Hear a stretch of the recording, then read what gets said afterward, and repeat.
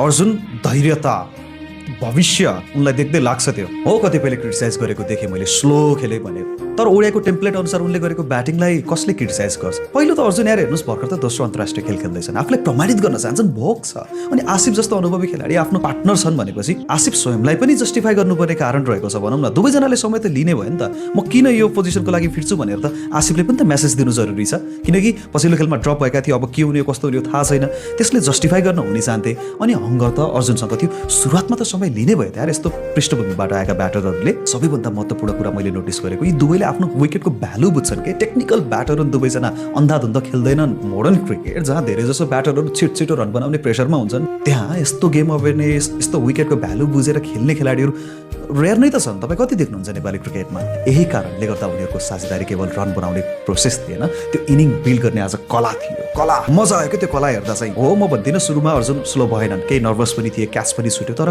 हामीले के ठुलो पिक्चरलाई हेरेका छौँ। पनि भर्खरै आफ्नो दोस्रो अन्तर्राष्ट्रिय खेल, भर्खर 20 वर्षको एउटा उमेरमा यो स्टेजमा यस्तो प्रेसरमा भनौँ, नेपालको जर्सी लगाएर खेल्नु, त्यो पेसेन्स देखाउनु, यो साधारण कुरा हो जस्तो लाग्छ भने होइन। 20 वर्षको उमेरमा तपाईँ के गर्दै हुनुहुन्थ्यो?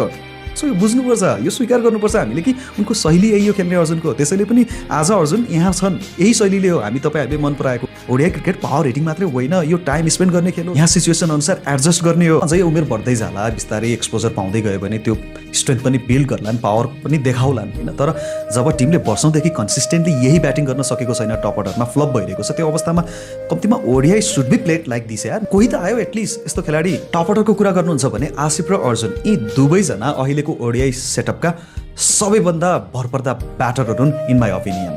टेक्निक, टेम्परमेन्ट, अन्डरस्ट्यान्डिङ सबै कुरा मिल्दै गइरहेको छ। अर्जुन कुमारलाई समय दिनुपर्छ। अस्तिभन्दा आज बेटर, आजभन्दा भोलि बेटर, त्यही हो। इभन इफ ही फेल्स, उनलाई 10 भन्दा बढी कम्तीमा अन्तर्राष्ट्रिय खेलको त एक्सपोजर दिउँ पहिला, अनि बल्ल कुरा गरौँ क्या। एउटा फाउन्डेसन बनाइरहेका छौँ हामी। यदि यस्तो माइन्डसेट भएको ब्याटरलाई चाहिँ